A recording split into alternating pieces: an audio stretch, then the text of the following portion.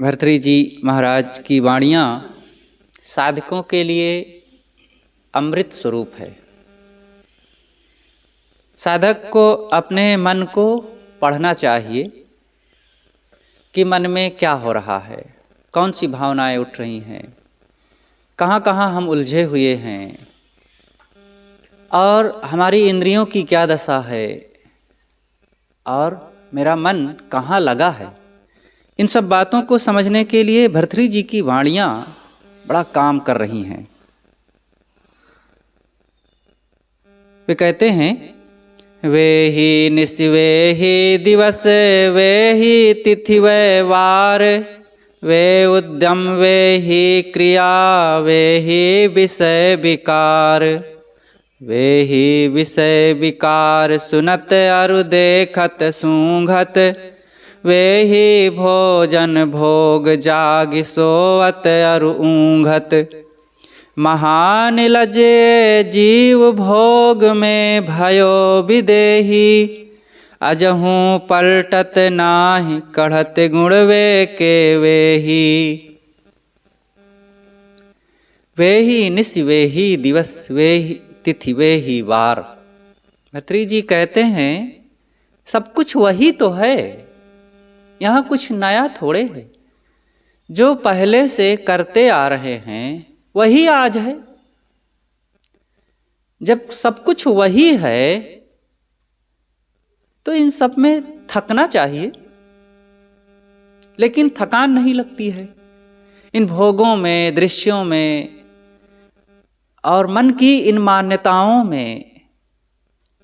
वही वही बार बार आकर्षित होते हैं, लोभ जगता है, मोह जगता है और मन जा करके वहीं फिर रुकता है भोगों की तरफ, आत्मा की तरफ लौटना चाहिए। तो भर्तृहरि जी कहते हैं, वे ही निश वे ही दिवस वे ही तिथि वे वार। वही रात है और वही दिन है।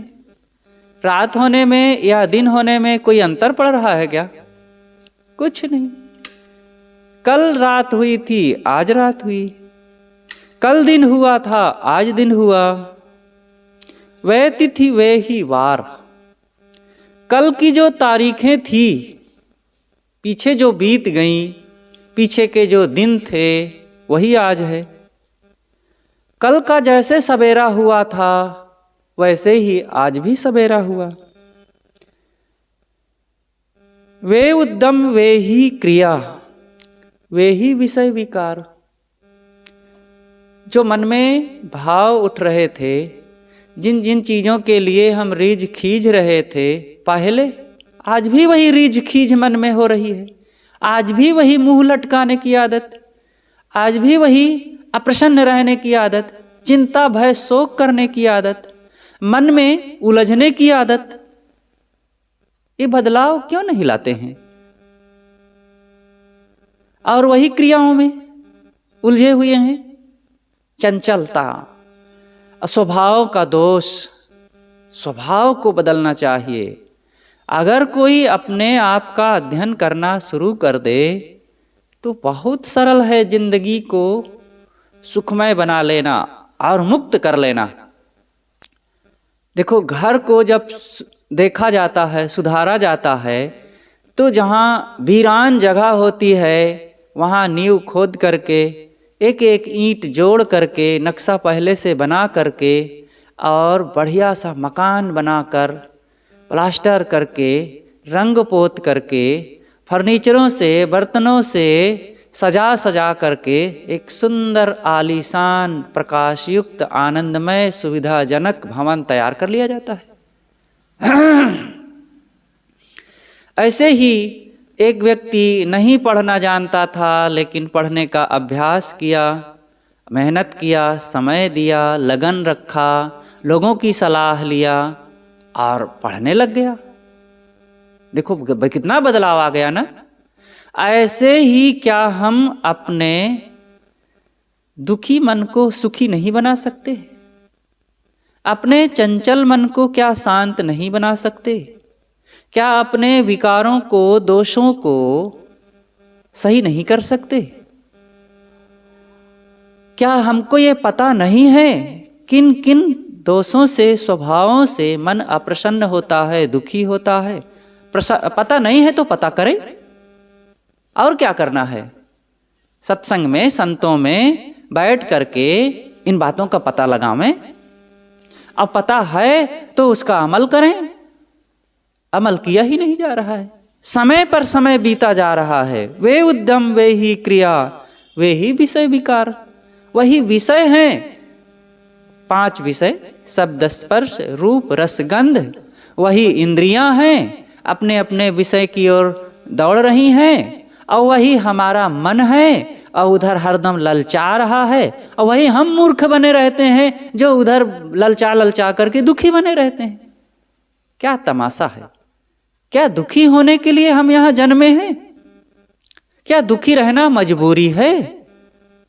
मजबूरी नहीं है, हमारी असावधानी है। और दिन पर दिन बीते जा रहे हैं जिंदगी के, और जो करना चाहिए वो किए नहीं। वही पशुओं की तरह, जैसे पशु बिना विचार के बस खाते पीते, ऊँघते सोते, विषय विकारों में डूबे दिन गंवा देते हैं। और उनका इसीलिए प्रकृति ने थोड़ा सा समय दिया है कि चल तुझको यही करना है तो जल्दी मर, उधर बूढ़ा हो, सड़गल, और फिर दूसरी देह धर, ताकि कुछ नया सोच सके। और हमारे लिए एक लंबा समय मिला है जीवन का, और इतना खुला आयाम बुद्धि विकास का दे दिया है, सोचने समझने का। प्रकृति की तमाम सुविधाएं हमें दे दिया है। लेकिन ये सब पा करके तन, मन, धन, समाज, प्रकृति और बुद्धि, विचार, शिक्षा, और ये सब पा करके भी वही गंवारूपन की आदत, वही मूढ़ता की आदत, वही पुराने भोगों में ही जा करके फिर ऊँघने सूंघने की आदत। ये बड़ी असावधानी का फल है। वे ही विषय विकार सुनत देखत अरु सूंघत। उन्हीं विषयों को बार बार, 5 विषय जो हैं, शब्द, स्पर्श, रूप, रस, गंध, वही खा रहे हैं, वही देख रहे हैं, वही सुन रहे हैं, वही सूंघ रहे हैं, वही छू रहे हैं, वही मन में उत्तेजना उत्पन्न कर रहे हैं, और उसी में रीछ खींच रहे हैं। कल पछताए थे, परसों पछताए थे, नरसों भी पछताए थे, आज भी पछता रहे हैं। कल रोए थे जिन भोगों में, दुखी हुए थे, आज भी रो रहे हैं। ये क्यों ऐसा हो रहा है? कब जगेंगे? वे ही भोजन भोग जाग सूंघत और ऊँघत।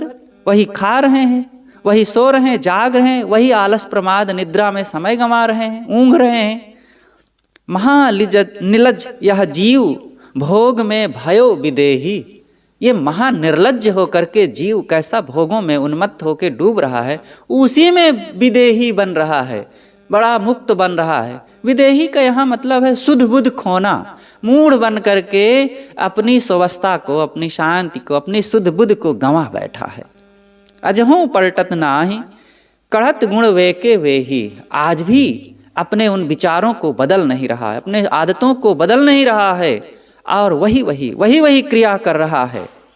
साधक को समझना चाहिए, बदलना चाहिए कि कैसे जीवन में शांति मिलेगी, कैसे दुख मिटेंगे।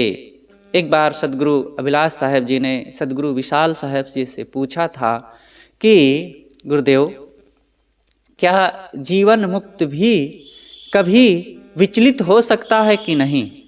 अपनी रहनी से डिग सकता है कि नहीं? विशाल देव ने समझाया। वे जब बोलते थे तो थोड़ी देर रुक करके बोलते थे, किसी के पूछने पर फट से नहीं बोल देते थे। वो सब जानते थे और समझते थे, उनका जीवन का एक लंबा अनुभव था, लेकिन वो ठहर करके थोड़ा बोलते थे। उन्होंने कहा कि वो भटक क्यों जाएगा? जो उस ऊंचाई पर पहुंचा हुआ है, जो उस रहनी में अपने आप को स्वच्छ करके टिका हुआ है, वो भटकेगा क्यों? लेकिन हाँ, अगर वो उस दशा को, उस रहनी को, उस स्वभाव को छोड़ देगा तो क्यों नहीं भटक जाएगा? साधक के लिए ये सावधानी के क्षण हैं। अगर वो ढीला होगा, वो मन को इधर उधर भटकाएगा, लापरवाही करेगा, तो क्यों नहीं भटक सकता है? जब लग है यह देह प्रारब्ध भुलावन पूर्व की, तब लग शत्रु मनेह विनय करो यही स्वार्थ हित। विशाल देव कहते हैं जब तक यह देह है प्रारब्ध रूप में, ये यहाँ भूलने का अवसर है, भटकने के क्षण हैं। जब तक जीवन है इसलिए तब तक सावधान रहने की जरूरत है। तब तक ये मन रूपी शत्रु हमें भटकाने के लिए तैयार है। इसलिए हे गुरुदेव, मैं आपसे विनय करता हूँ, मैं आपसे करबद्ध निवेदन करता हूँ कि मैं कहीं भटक ना जाऊं।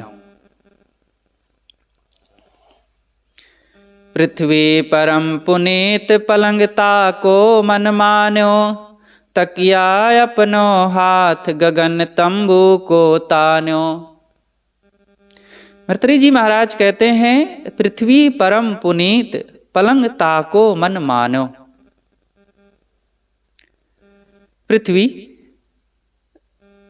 पृथ्वी परम पवित्र, पलंगता को मन मानो। मैंने पृथ्वी को ही पलंग मान लिया।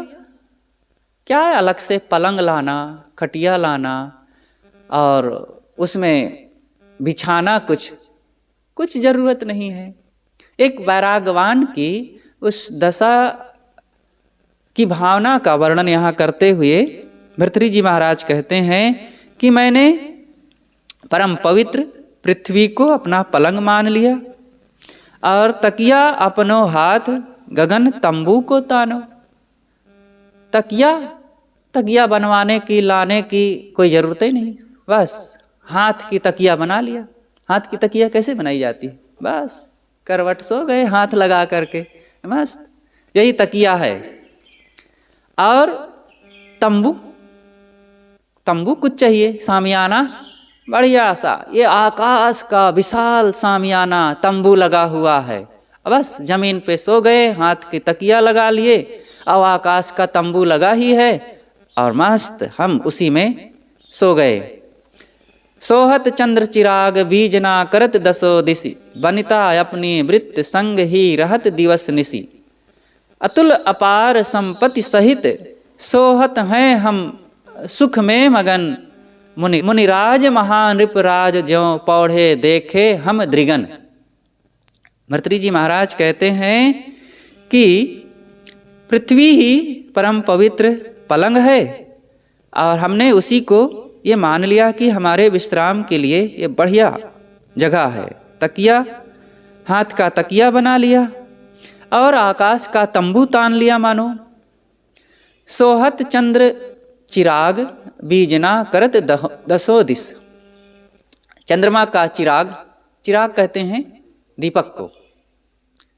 ऊपर से एक बढ़िया चंद्रमा का दीपक हमने जला लिया है। आखिर कहीं विश्राम करना है रात में तो थोड़ा सा प्रकाश चाहिए कि जिससे कि आराम से वहाँ हम लेट सके, बैठ सके, कोई दिक्कत ना हो। तो चंद्रमा का चिराग जला लिया। बीजना करत दसो दिस। बीजना माने पंखा, झलरी झलना। गर्मी लग रही है, रात में मच्छर काट रहे हैं तो पंखा चला लिए। तो पंखा कैसा है? दसों दिशाएं ही मानो हमारे लिए पंखा कर रही हैं। अब बनिता अपनी वृत्ति, बनिता कहते हैं पत्नी को। पत्नी साथ में जब रहती है तो आनंद आता है विश्राम करने में। तो यहाँ पत्नी कौन है? हमारी स्वरूपस्थ वृत्ति। स्वरूपस्थ वृत्ति मेरी जो अपनी है उसी के साथ हम मस्त होकर के सोते हैं, आनंद होता है। तो बनिता अपनी वृत्ति संग ही रहत दिवस निशि। मेरी अपनी स्वरूपस्थ वृत्ति ही रात दिन मेरे साथ रहती है और मैं उसी में मग्न रहता हूँ। अतुल अपार संपत्ति सहित सोहत है सुख में मगन। इतना अपार ऐश्वर्य मेरे पास है। कौन कौन सा ऐश्वर्य है? पृथ्वी का विशाल प्रांगण पलंग है और आकाश का तंबू मेरे लिए सामियाना है और चंद्रमा का चिराग जला लिया और 10 दिशाएं मेरे लिए सेवा में लगी पंखा झल रही हैं, और मेरी स्वरूपस्थ वृत्ति जो धर्म पत्नी है मेरी, रात दिन मेरे साथ रह करके मुझे आनंद देती है। अब मेरे लिए और ऐश्वर्य की कौन सी कमी है? बस मैं उसी में रह करके अपार ऐश्वर्य संपत्ति के सहित मगन होकर के सुख से सोता हूँ।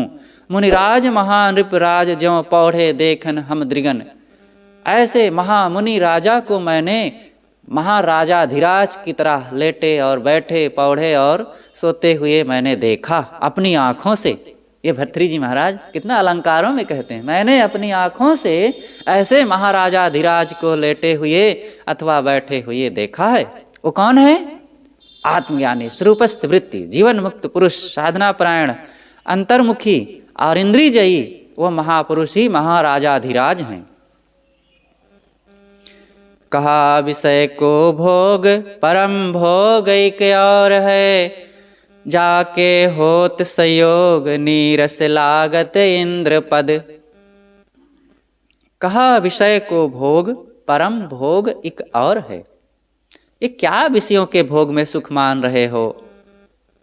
अरे महापरम आनंद का भोग तो कोई और है, जरा उसको चखो, उसको देखो।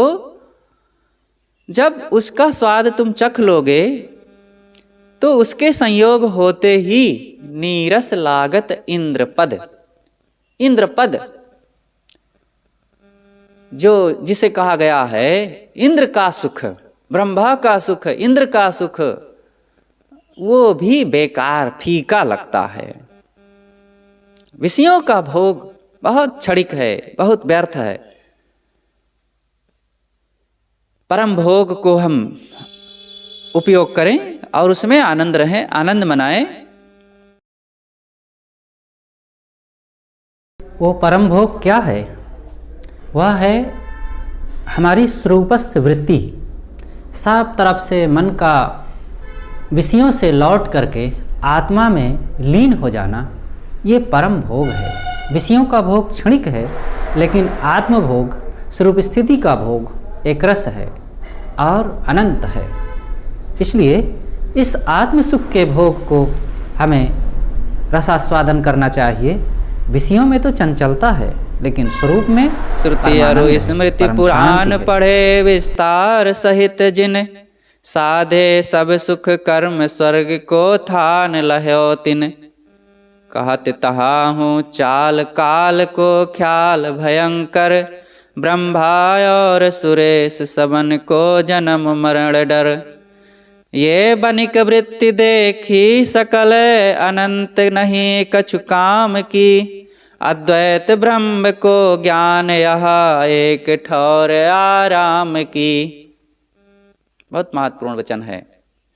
भर्तृहरि जी कहते हैं कि श्रुति और स्मृति पुराण पढ़े विस्तार सहित जिन्होंने शास्त्रों को खूब पढ़ा, श्रुतियों को पढ़ा, वेदों को पढ़ा, उपनिषदों को पढ़ा, पुराणों को पढ़ा, धर्मशास्त्रों को पढ़ा और अन्य ग्रंथों को, ब्राह्मण ग्रंथों को और तमाम दुनिया भर के भाषाओं को पढ़ा, सब कुछ पढ़ा।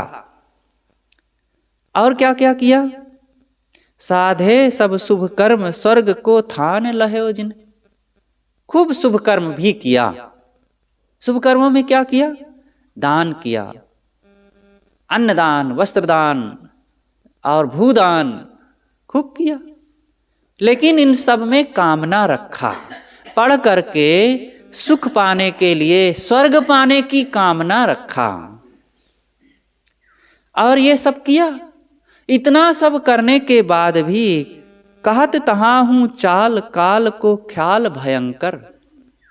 इतना सब पढ़ने, जानने, देखने, मेहनत करने के बाद भी जब याद आता है कि अरे एक दिन मौत आएगी और मुझे उठा ले जाएगी, तब डरता है, भयभीत हो जाता है। हल हल कांपे बाला जीव, ना जाने का करिहें पीऊ। किसने कहा है? सदगुरु कबीर साहब कहते हैं। याद है कहाँ पर आया है? 106 शब्द में है। तो आदमी थर थर कांपता है कि क्या होगा, इतना मैंने धन कमाया, इतना पढ़ा लिखा, इतना देश दुनिया को जाना, इतने बड़े पद को पाया, इतने बाल बच्चे परिवार बढ़ाया, इतना खूब खाया पिया और सब कुछ, लेकिन आजकल में मौत आएगी और सारा रंग में भंग, सारा खेल खत्म। डरता है, लेकिन डरने से क्या होगा? तुमने निर्भयता का काम ही नहीं किया।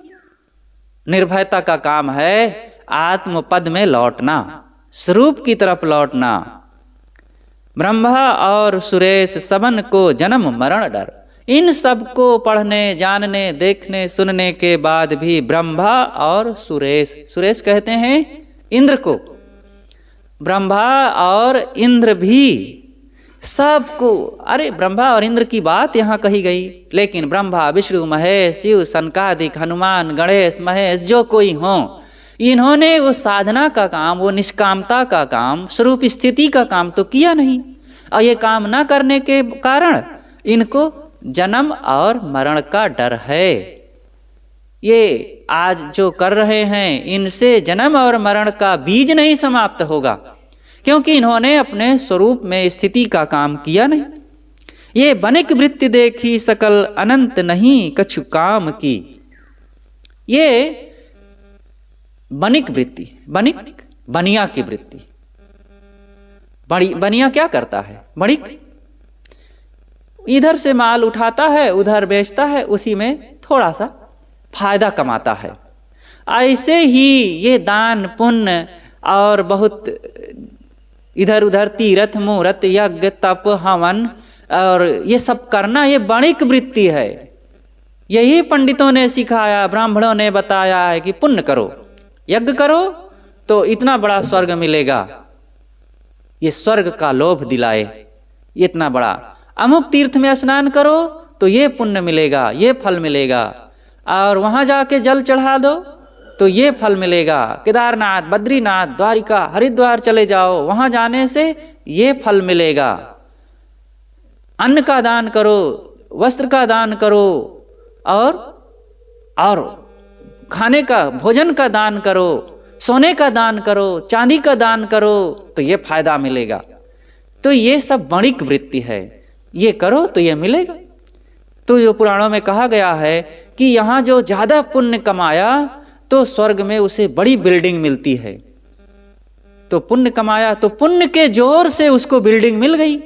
अब धीरे धीरे वहां जाए, अब वहां तो कर्म कर नहीं सकता है, स्वर्ग में चला गया तो देवता बन गया। यहाँ मनुष्य है, अब मनुष्य कर्म कर सकता है। और स्वर्ग में गया तो स्वर्ग में रहने वाले स्वर्गवासियों को देवता कहा जाता है। और वहां गए तो कर्म कर नहीं सकते। यहाँ मनुष्य जीवन में जो पुण्य किए थे उसी का फल वहां भोग रहे हैं। अब वहां भोगते भोगते एक दिन सारे पुण्य का फल खत्म, और खत्म होगा तो स्वर्ग से फिर ढकेल दिए जाएंगे। तो सारा स्वर्ग भी तो बेकार है ना। इसीलिए गोस्वामी जी ने जो कहा है, सुर दुर्लभ सद ग्रंथन गावा, बड़े भाग मानुष तन पावा। मनुष्य तन की विशेषता क्यों गाई गई है? क्योंकि यहाँ पर कर्म की कमाई किया जा सकता है, और ना देवताओं को कर्म करवाने का सौभाग्य है और ना और भी किसी को, केवल मनुष्य कर्म कर सकता है। कर्म कौन सा कल्याणदायी है? निष्काम कर्म। तो वहां पर गए स्वर्ग में, और जितना पुण्य किए थे, ज्यादा पुण्य किए थे, बड़ी बिल्डिंग मिल जाएगी, बड़ा सेवक मिल जाएंगे, और बहुत बड़ा वाला सुख मिल जाएगा। और छोटा किए थे छोटा, थोड़े दिन के लिए, और फिर ढकेल दिए गए। तो क्या तमाशा हुआ? ये बनिया की तरह यहाँ पर बड़ा व्यापार खोले तो ज्यादा धन कमाए तो ज्यादा जमा कर दिए, और छोटी दुकान करे तो थोड़ा सा कमाए, थोड़ा सा जमा किए। और इसमें हर्ष शोक तो लगा है, दुख तो लगा ही है। यहाँ तो दुख मिटना नहीं है। तो भर्तृहरि जी कहते हैं कि यह बनिक वृत्ति देखी सकल अनंत नहीं कछु काम की। इसमें अनंतता नहीं है। अनंत का काम करो जिसका अंत ना हो। तब वे बताते हैं, अद्वैत ब्रह्म को ज्ञान यह एक ठौर आराम की। जो अद्वैत का ज्ञान प्राप्त किया वही परम विश्राम की जगह है। अद्वैत क्या है? अद्वैत अपना निज चेतन स्वरूप है, उसमें कोई द्वैत का भाव नहीं है। मेरा जो अपना स्वरूप है उसमें कुछ द्वैत है। अद्वैत जब आप स्वरूप में चले जाइए और मन शांत हो जाए, चित्त वृत्ति निरुद्ध हो जाए, बाहर का कोई ख्याल ना रह जाए, इंद्रियां पहले ही शांत हो गई, अपने आप में ठहर गए और मन स्वस पूरा आत्मा में लीन हो गए, वहाँ क्या रह गया? उसी के लिए सदगुरु कबीर ने कहा है, एक कहो तो है नहीं, दोए कहो तो गारी, है जैसा रहे तैसा, कहें कबीर विचारी। दो व्यक्ति थे, आपस में झगड़ गए और कहे कि नहीं तत्व एक है, तो दूसरा कहता है नहीं यहाँ दो हैं, जड़ और चेतन है, आप एक कैसे कहते हैं? तो दोनों झगड़ते हुए साहब के पास गए, सदगुरु कबीर के पास, कि साहब देखिए कहते हैं तत्व एक है, तो कहता है देखिए साहब ये कहते हैं दो है। तो साहब कहते हैं दोनों सच कहते हैं। तो दोनों ने कहा साहब ऐसा कैसे हो सकता है, या तो इनका सच होगा या तो हमारा सच होगा। साहब कहते हैं एक कहो तो है नहीं, दोए कहो तो गारी, है जैसा रहे तैसा, कहें कबीर विचारी। अगर एक कहूँ तो एक कहाँ है? यहाँ संसार में जड़ और चेतन है, तुम और मैं हूँ, और ये तमाम आकाश पाताल धरती आसमान और यहाँ विभिन्न चीज़ें, नर नारी पेड़ पहाड़ समुद्र झरने, एक के अलावा बहुत कुछ है, जड़ चेतन है ही है। तो एक कहो तो है नहीं, यहाँ एक नहीं है, बहुत है। दो ही कहो तो गारी, लेकिन दो कह दूं तो उस आत्म तत्व को, उस समाधि की स्थिति को, उस आत्मलीन दशा को गाली देना हो जाएगा, उसकी उपेक्षा, उसकी अवमानना हो जाएगी। जब साधक अपने आप में बैठा आत्मलीन हो गया तो वहाँ द्वैत कहाँ है? तो उसका अपमान हो जाएगा, उसको गाली देना हो जाएगा। और उन साधकों ने जो इतना मेहनत करके कमाया है स्वरूप स्थिति की दशा को, उनका क्या होगा? इसलिए द्वैत नहीं, एक है समाधि। तो भर्तृहरि जी महाराज कहते हैं उसी अद्वैत का ज्ञान प्राप्त करो। अद्वैत आत्मज्ञान और आत्म स्थिति, ये दो बातें हैं। आत्मा को पहले जानो, एक ज्ञान है, आत्मज्ञान है, और जान करके फिर उसमें ठहरो, ये आत्मस्थिति है। तो वो आराम की दशा है। भर्तृहरि जी कहते हैं एक ठौर आराम की, वही आत्मस्थिति की दशा ही परम विश्राम, जहाँ पर कोई भय नहीं, कोई शोक नहीं, कोई परिवर्तन की बात नहीं, कोई बिछोड़ने का डर नहीं। जल की तरल तरंग जात जो आयु यह, जल की तरल तरंग जात जो जात आयु यह, यौवन हो दिन चार चटक की चोप चाह चह, जो दामिनी प्रकाश भोग सब जानहु तैसे, तैसे ही यह देह अथिर स्थिर होए कैसे। सुनिए मेरे चित्त तू हो ब्रह्म में लीन गति, संसार अपार समुद्र तर करि नौका निज ज्ञान रति। भर्तृहरि जी कहते हैं जल की तरल तरंग जात जो जात आयु यह, ये जात, ये शरीर की जात ही ऐसी है, और ये जात है, निरंतर जात है। देखिए एक जात के दो अर्थ है ना तो ये शरीर की जात ही ऐसी है कि ये जा रही है। कैसे जा रही है? जल की तरल तरंग, जैसे पानी की तरंग होती है, तरल तरल बड़ा बड़ा हिले डुलने वाला, और तरंग चंचल कंपायमान।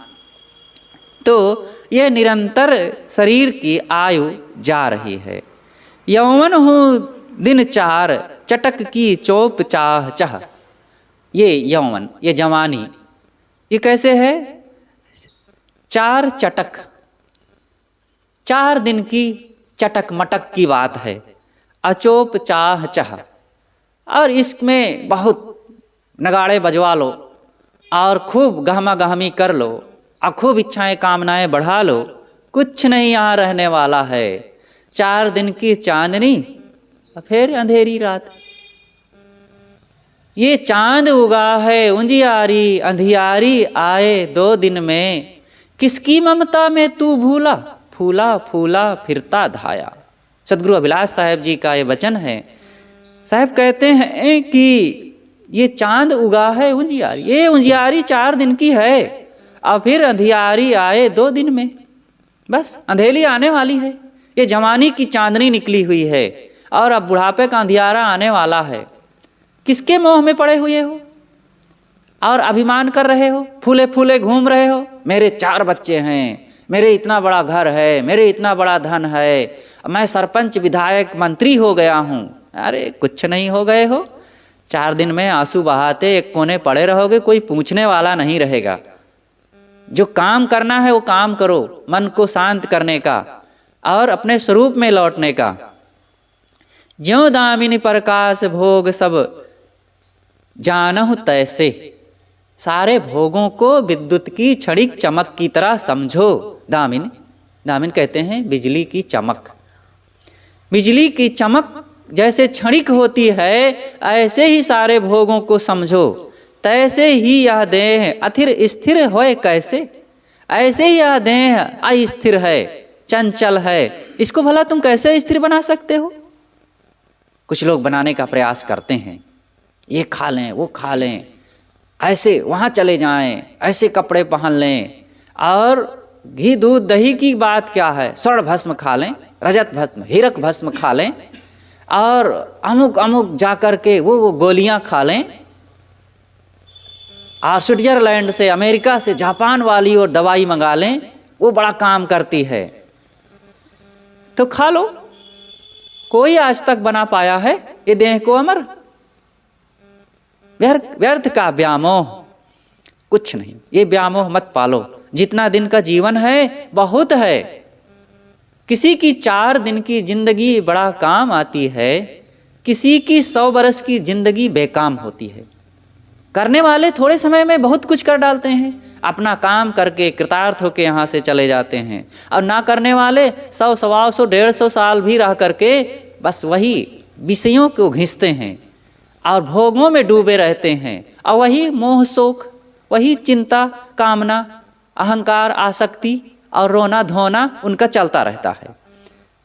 रोने वाले रोते रहेंगे, काम करने वाले थोड़े में करके यहाँ से मस्त होकर के चले जाएंगे। सदगुरु पूर्ण साहब देखो, थोड़े दिन में काम करके बहुत बड़ा काम करके वे चले गए। संत ईसा 32 साल की उम्र में गए। उन्होंने जो कीर्तिमान स्थापित किया, पूरी दुनिया में उनके अनुयायी लोग भरे हुए हैं। संत ज्ञानेश्वर जी महाराज 21 साल की उम्र में गीता की टीका लिखा और काम किया, साधना भी किया। ऐसे ही काम करने वाले कर लेते हैं, ना करने वाले कुछ नहीं करते, केवल शिकायतें, दूसरों की शिकायत। उनके कारण मेरा जीवन खराब हो गया, उनके कारण मेरा मन खराब हो गया, उनके कारण मेरी साधना खराब हो गई। करना है नहीं कुछ अपने को, केवल प्रारब्ध का, भाग्य का और फलाने का ढेकाने का रोना रोया जा रहा है। सुनिए मेरे चित्त तू हो ब्रह्म में लीन गति। हे मेरे मन, अब तू सुन समझ, जो करना है वो कर। वो करना यही है कि ब्रह्म में लीन हो, स्वरूप में लीन हो। संसार अपार समुद्र तर करी नौका निज ज्ञान रति। ये संसार जो अपार भवसागर का प्रवाह है, इसको तुम स्वरूप स्थिति रूपी नौका में बैठ करके पार हो जाओ। संसार अपार समुद्र तर करी नौका निज ज्ञान रति। इस संसार के अपार समुद्र को तर जाओ। कैसे? कौन सी नौका में? निज ज्ञान रति। निज ज्ञान, निज ज्ञान आत्मज्ञान, स्वरूप ज्ञान, और रति उसमें लीन हो जाओ। रति कहते हैं लीनता को। कोई भोगों में रति करता है और कोई आत्मा में रति करता है। भोगों में रति करने वाला, भोगों में लीन होने वाला नरक पाएगा, मन की दुर्गति पाएगा, वासना पाएगा, और आत्मा में रति करने वाला अनंत आनंद पाएगा। ज्यों सफरी को फिरत लख, सागर करत न क्षोभ, अंडाले ब्रह्मांड को त्यों संतन को लोभ। सफरी, सफरी कहते हैं छोटी छोटी मछलियों को। भर्तृहरि महाराज कहते हैं जैसे समुद्र की छोटी छोटी मछलियाँ, सफरी, सफरी कहते हैं छोटी मछलियों को, और उन मछलियों के उछल कूद करने से जैसे समुद्र में तूफान नहीं आता है, सागर करत न क्षोभ, समुद्र में क्षोभ नहीं उत्पन्न होता है, अंडा ले ब्रह्मांड का त्यों संतन को लोभ, वैसे ही पिंड से ब्रह्मांड तक, मतलब संसार की समस्त उपलब्धियां, धन दौलत, घर, लोग, भीड़, मान सम्मान, कुछ भी पाकर के वे लुभाते नहीं, आकर्षित नहीं होते, जैसे छोटी मछली के समुद्र में उछल कूद करने से सागर में क्षोभ नहीं आता है, वैसे ही संसार के पिंड ब्रह्मांड के बहुत बड़े बड़े ऐश्वर्य को पाकर के भी साधक के मन में लोभ नहीं जगता है, विचलन नहीं होता है, वो उसको पाकर के आकर्षित नहीं होता है। साधक जो ज्ञानवान आत्मलीन साधक होता है, वो थोड़ा सा धन पा गया, थोड़ा सा घर पा गया, थोड़े से रुपए पैसे पा गया, थोड़ा सा मान सम्मान पा गया, और किसी ने कह दिया कि अरे साहब आप तो क्या बहुत महान हैं, आप तो सद्गुरु हो, इतनी थोड़ी बातों को पाकर के क्या वो लुभा जाएगा, आकर्षित हो जाएगा, और इन्हीं में अपने मन को वो लगा करके खुश हो जाएगा, बहुत कुछ नहीं। अंडा ले ब्रह्मांड को त्यों संतन को लोभ, संतन का लोभ ऐसा नहीं होता है कि वो थोड़ी थोड़ी चीज़ों के लिए आकर्षित हो जाएं और मन में उधर खिंच जाएं, वो स्थिर अचल पर्वत की तरह अडिग होते हैं। काम अंध जब ही भयो तिय देखो सब ठौर, अब विवेक अंजन कियो लख्यो अलख सिरमौर। काम अंध जब ही भयो तिय देखो सब ठौर। भर्तृहरि जी महाराज कहते हैं काम अंध जब ही भयो तिय देखो सब ठौर। मेरे मन में जब काम वासना जगी तो सब तरफ मुझे स्त्री ही स्त्री, कामनी ही कामनी दिखती रही। अब विवेक अंजन क्यों, और अब तो मैंने अपनी आँखों में विवेक का अंजन लगा लिया, अब मुझे संसार दूसरे ढंग का दिखने लग गया। अब मुझे संसार आकर्षण का केंद्र नहीं दिखता है। पहले जब मैं वासनाओं में पड़ा था तो सब तरफ युवती ही युवती दिख रही थी, और स्त्री को युवती, स्त्री को युवक ही युवक, पुरुष ही पुरुष दिख रहा था। लेकिन अब मेरे मन में ज्ञान का विवेक जग गया, मैंने अपने नेत्रों में ज्ञान का, विवेक का, त्याग का अंजन लगा लिया। अब देखने का नज़रिया ही मेरा बदल गया।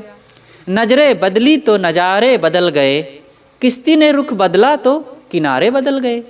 अब मेरे देखने का नज़रिया ही अलग हो गया है। अब विवेक अंजन कियों लख्यो अलख सिरमौर, और अब मैं अदृश्य स्वरूप आत्मा, अलख, अलख कहते हैं अदृश्य, जिसको देखा ना जा सके, वो है अदृश्य स्वरूप आत्मा। अब विवेक का अंजन लगा लेने से नेत्रों में अब मैं जिसको अभी तक देख नहीं सका था, दुनिया के लोग देख नहीं पाते हैं, अब मैं उसी को देख रहा हूँ, अपने स्वरूप को, आत्म तत्व को। चंद्र चांदनी रम्य रम्य वन भूमि पुहुपयुत, त्यों ही अति रमणीक मित्र मिलबो है अद्भुत। वनिता के मृदु बोल महारमणीक विराजत, मानिन मुख रमणीक दृगनया सुन झर साज छाजत। ये कहे परम रमणीक सब को मन में चाहत, पर इन विनाश जब देखिए तब इनमें कछु ना रहत। भर्तृहरि जी महाराज अलंकारों में कहते हैं, उनकी वाणी को पढ़ करके मजा आ जाता है। एकदम अलंकार सजा करके किसी बात को, एक विद्वान पुरुष थे, वैराग्यवान थे, अत्यंत प्रतिभावान थे। किसी चीज को कहने में वे चूकते नहीं हैं, कोई बात बचती नहीं है जब वे कहने लगते हैं तो। अद्भुत योग्य पुरुष थे। वे कहते हैं चंद्र चांदनी रम्य रम्य वन भूमि पुहुप युत। रात की चांदनी हो और सुंदर उपवन हो, अथवा हमारे घर का आंगन उद्यान हो और भूमि का विशाल प्रांगण हो और चारों तरफ पुष्प वाटिकाएं से सुंदर महमह करती हुई सुगंध आ रही हो, त्यों ही अति रमणीक मित्र मिलवो है अद्भुत। और अद्भुत प्यारे प्यारे मित्र रमणी मीठी मीठी बोली बोलते हुए हमारा स्वागत सम्मान करते हुए उनके साथ घूमना टहलना हो रहा हो। और वनिता के मृदु बोल महारमणीक विराजत।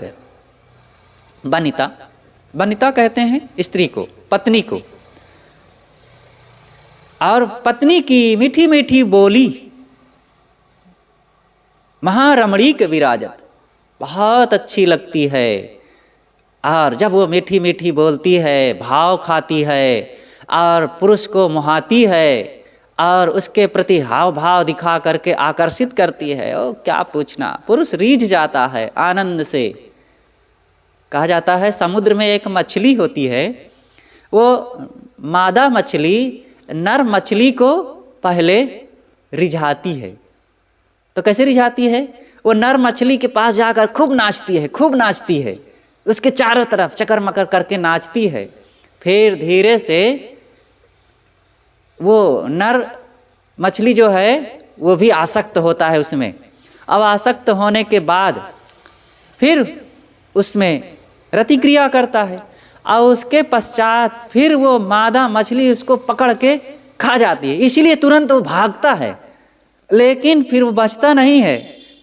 भाग गया तो भाग गया, नहीं तो फिर वो मादा मछली उसको पकड़ के खा जाती है। ये है रिझाने का फल। तो ऐसे ही वनिता के मृदु बोल महारमणीक विराजत। वनिता के मीठी मीठी बोली बड़ी प्यारी लगती है। लेकिन और भी कहते हैं मानिन मुख रमणीक दृगन आसुन झर साजत।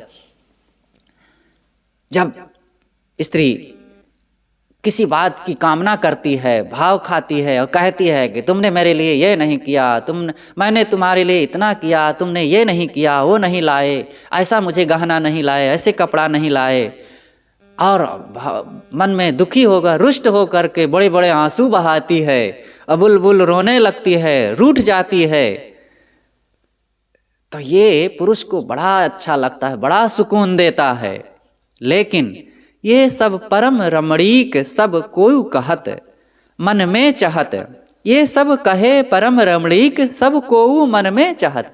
इसे बड़ा आनंद का, रमणीय सुख का केंद्र लोग कहते हैं और सब इसे चाहते हैं। लेकिन पर इन विनाश जब देखिए तब इनमें कुछ ना रहत। इनके विनाश को भी देखो। जिस वनिता में बड़ा मोह कर रहे हो वही एक दिन बूढ़ी होकर खोखली होकर के एक दिन लीबड़ बहाते हुए बैठी रहेगी। और जिस पुरुष के लिए बड़ा वनिता आकर्षित हो रही है वही डोकरा बन के खांसते ठसर ठसर करते हुए और लार बहाते हुए एक किनारे कमर झुकाए हुए लिए बैठा रहता है, रोगी हो जाता है और दोनों एक दूसरे से रूठ जाते हैं, कोई किसी के साथ नहीं रह जाता और फिर कोई अच्छा लगता है। ये सब संसार के भोग हैं जीव को भटकाने के लिए। और ये मन जो है महामोही अनादिकाल से इसी में तो सुख खोज रहा है। लेकिन ये सब बहुत बड़ा धोखा है साधक के लिए। कोई साधक साधना करना चाहे तो इन सब भोगों में, इन सब दृश्यों में आकर्षित ना हो और इनकी आपात रमणीयता को समझे। इनमें धोखा भरा हुआ है, छल भरा हुआ है, तुम्हारे जन्मों जन्मों को बर्बाद करने के लिए इसमें बहुत जहर भरा हुआ है। वैराग करो, साधना करो, संसार की क्षणभंगुरता को देखो, देह की इन धोखेबाजी को देखो। अनुपस्य यथा पूर्वे प्रतिपस्य तथा परे, सस्मिव मर्त्यः पच्यते सस्मिवा जायते पुनः। ऋषि कहते हैं जैसे फसल होती है, अनुपस्य यथा पूर्वे प्रतिपस्य तथा परे। पहले के लोगों को देखो कैसे संसार यहाँ क्षणभंगुर था और बड़े बड़े लोग आए और चले गए। यथा पूर्वे, अनुपस्य, पूर्व के लोगों को देखो, प्रतिपस्य तथा परे, वर्तमान में वैसी घटना को अपने जीवन में सोचो। कैसे सोचें? सस्यमिव मर्त्यः। सस्य, सस्य कहते हैं फसल को।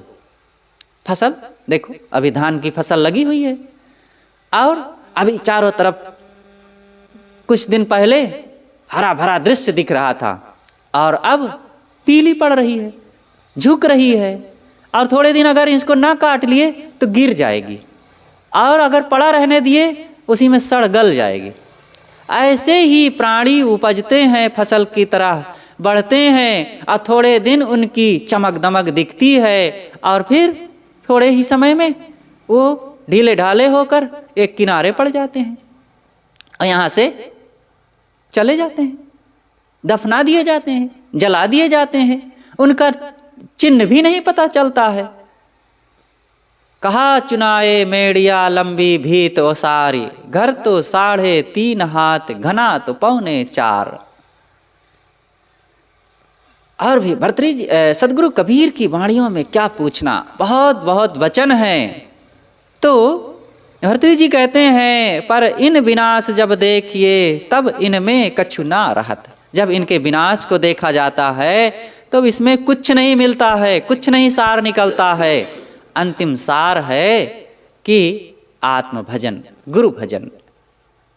इसलिए इस सार तत्व को पकड़ो, अपनाओ। उच्च वृत्तिगत मान समदृष्टि इच्छा रहित, करत तपस्वी ध्यान कंथा को आसन किए। इस सोरठा कहते हैं उच्च वृत्ति गतिमान समदृष्टि इच्छा किए।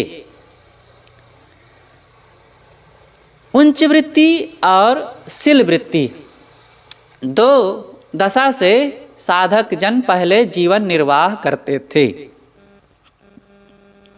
उच्च वृत्ति कहते हैं कि जा कर के किसी के घर में मांग लेना, निर्वाह करने के लिए कुछ खाने की ज़रूरत है तो किसी के घर में गए, मांग लिए, 1 घर, 2 घर, 3 घर, जितने में खाने को हो गया और जो दे दिया बस ले करके चले आए, ये उच्च वृत्ति है। अथवा बाजार में चले गए, सब्जी बिक रही है और भी कुछ चीज़ें बिक रही है तो व्यापारियों से, दुकानदारों से थोड़ा थोड़ा मांग लिए और आकर के पका के खा लिए, ये उच्च वृत्ति कहलाती है। और दूसरी है शील वृत्ति। शील वृत्ति है कि खेत में जैसे अब धान कट गया और किसान अपना सारा अनाज उठा ले गए, उसके बाद जाकर के खेत में जो पड़ी हुई बालियां हैं, दाने हैं, बीन लाओ। गेहूं की, चना की, धान की, मक्का की, बाजरा की, कहीं कुछ बचा हुआ हो उसको बीन लाओ और बीन करके उसमें कोई दोष नहीं है, वो चोरी नहीं कहलाएगा, वो छोड़ आए हैं तो उसको बीन लाओ, खाओ। तो जब किसान लोग जान जाते थे कि हमारे यहाँ महाराज शील वृत्ति करने आते हैं तो वो लोग जानबूझ के थोड़ा मोड़ा छोड़ आते थे। पहले ज़माना था तो छोड़ आते थे, तो वो जाते थे, वो संत लोग वहाँ से बीन लाते थे। और दूसरा है बाजार की शील वृत्ति। बाजार उठ जाता था और फिर वो महात्मा जाते थे बाजार में शाम को, और कहीं परवर है, कहीं आलू है, कहीं टमाटर है, तो कहीं बैगन है, कुछ चीज़ें वहाँ फटा पुराना और कुछ जैसे तैसे सड़ा गला वहाँ पड़ा है, उसको बिन लाए और फिर घर में ला करके, आश्रम में अपनी जगह में ला करके काट काट के निकाल लिए। अच्छा अच्छा थोड़ा मोड़ा जो बहुत ढेर में से निकला निकाल लिए और उसी को पका के खा लिए, निर्दोष, कुछ झंझट नहीं। तो उसी के लिए यहाँ पर शील वृत्ति कहा गया है, शीला जैसे बिन लेना। तो भर्तृहरि जी महाराज कहते हैं कि मैं उच्च वृत्ति से या शील वृत्ति से जीवन निर्वाह कर लेता हूँ और गतमान और सारे अहंकार का त्याग कर देता हूँ। क्या है अहंकार करना? मेरे पास क्या है जिसका अहंकार करूं? घर, धन, जवानी, सुंदरता, रुपया और पद, अधिकार, कौन सी चीज मेरी है जो बरकरार रहेगी सदैव? इसलिए सबका अभिमान गत कर दिया। असम दृष्टि, संसार में नहीं जग में कोई मेरा न बैरी खास, कैसे है? नहीं जग में कोई बैरी न मेरा खास कर कोई, मेरा कोई न बैरी है न मित्र है, सब में सम रहता हूँ, सबकी मांगे खैर, ना काहू से दोस्ती ना काहू से बैर। सम दृष्टि रखता हूँ, सबसे प्रेम, सबके लिए राम राम, और कोई मेरा नहीं। और इच्छा रहित, इच्छा ही नहीं है ये खाऊं, ये पहनूं, ऐसे रहूं, ऐसे लोग मेरे पास भीड़ भाड़ आवे, ऐसी चीजें दें, कोई इच्छा नहीं। करत तपस्वी ध्यान, ऐसा साधक निश्चय करके तपस्या करता है, ध्यान करता है। कंथा को आसन किए, कंथा गुदड़ी, एक गुदड़ी कहीं फटी पुरानी मिल गई, अथवा जोड़ गांठ के पुराने कपड़ों को बीन करके गुदड़ी बना लिए और उसी को बिछा के बैठ गए, अथवा ठंडी लगी तो उसी को ओढ़ लिए, अब बस उसी में मैं ध्यान करता हूँ, अनिश्चिंत रहता हूँ। इस प्रकार से भर्तृहरि महाराज वैराग्य की उत्कर्षता बताते हैं कि साधक को ऐसे साधना करना चाहिए, और ये सब बातें साधक के लिए कितनी अमृत स्वरूप हैं। मन में निश्चिंतता रखे, विषयों की तरफ आकर्षण ना रखे, और बड़े बड़े राजभवनों को, ब्रह्मा विष्णु महेश के सुख को भी ललचाओ मत, वैराग करो, स्वरूप की तरफ लौटो, और मन में हलचल ना उत्पन्न करो। जैसे मछली के उछल कूद करने से समुद्र में तूफान नहीं आता है, ऐसे बनो, ज्ञान सागर, बोध विचार के सागर बनो कि दृश्यों को देखकर लालच ना उत्पन्न हो, और संसार के भोग सब क्षणिक हैं, और काम वासनाओं का त्याग करके अलख उस आत्म तत्व का दर्शन करो। संसार ये सब क्षणिक है, ये नर नारियों का प्रेम धोखा से भरा हुआ है, इसलिए इनके परिवर्तनशीलता को देख करके अपने उस ब्रह्म सुख को प्राप्त करो, और थोड़े में निर्वाह करते हुए सब तरफ से उदास होकर के, नैराश्य भाव रख करके अपने स्वरूप में लौटो। बस यही साधक का काम है, और ये बड़ा सरल है, बहुत सस्ता है, और बड़ा स्वाभाविक है। और टिटिम्मा करने से, नखरेबाजी करने से बड़ा दुख है, बड़ी परतंत्रता है, और अंतिम में फाय फाय फिस, सो तो से सो जाय लुकाई, काहू के प्रतीत न आई। अंतिम में वो सबको लुप्त होना है, लेकिन फिर भी किसी को विश्वास नहीं होता है कि यही शांति और कल्याण का साधन है। इसलिए जिससे शांति मिले, जीवन तृप्त हो, कल्याण की तरफ हो, वो काम करें। बोलिए सद्गुरुदेव की जय।